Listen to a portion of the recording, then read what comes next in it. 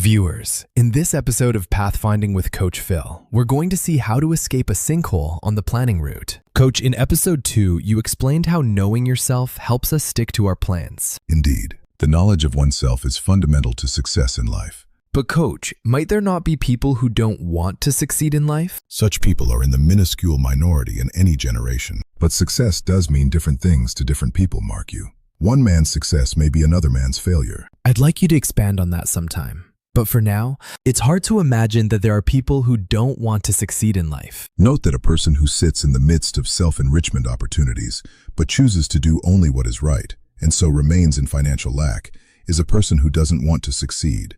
To the person who is an unconscionable thief. That makes sense. Coach, we must discuss success sometime soon. Our viewers will like that. Say, Coach, what's the second step to keeping to plans? Clarity, Skipper. If our plans are vague and not fully clear to us, we're unlikely to stick to them. I get that. So we must treat our brain like another person, a person separate from us. Are you saying we must be quite mindful of what our brain is receiving from us? Yes, and this requires treating it as a separate person to whom we must clearly communicate. When we do not communicate clearly with anyone, whether spouse, sibling, business partner, or whoever, we're heading for disappointment.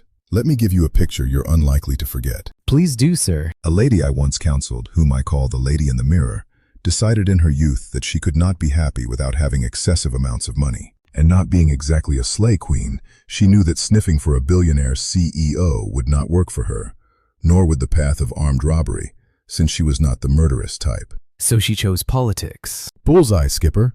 And since she was well schooled in the art of keeping to plans, she would stand in front of her mirror and utter these words.